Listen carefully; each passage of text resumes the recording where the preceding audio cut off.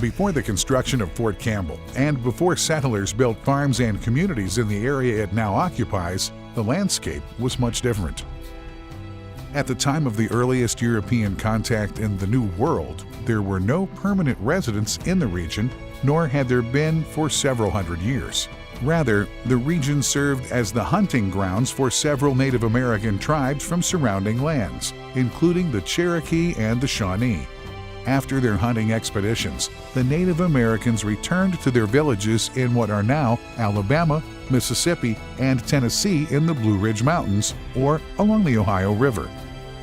The first Europeans who explored the area described a unique landscape that has been largely lost over time, drawing the attention of modern-day academic researchers now seeking to understand and restore the original landscape. The Pinnacle Plain Prairie, sometimes called the Big Barrens, is the largest grassland in the sort of east central United States. At one time there were about 3.7 million acres. It's hard to believe, but this area was about 200 miles long and up to 35 miles wide. And for most people, I think in the eastern United States today, that's an unfathomable landscape. If we still had that landscape, I think most of us, if we could imagine, it would rival the grandeur of the Great Smoky Mountains National Park.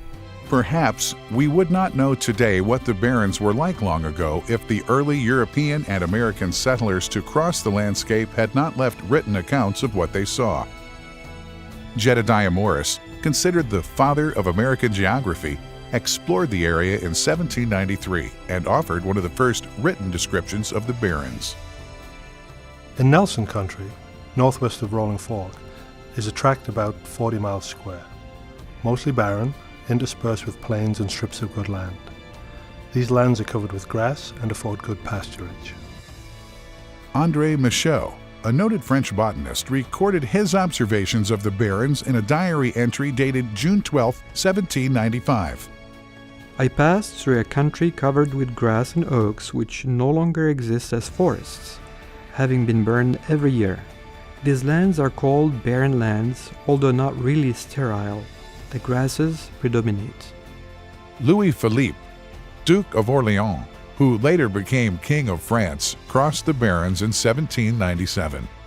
One sees only small stunted trees, most of them oaks and hickories, and everywhere lush grass dotted with charming flowers.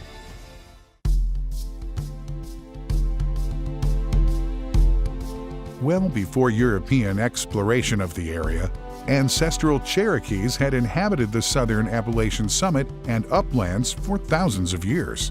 By the 18th century, the Cherokee lived in autonomous towns in 4 major areas: Lower, Middle, Valley, and Overhill.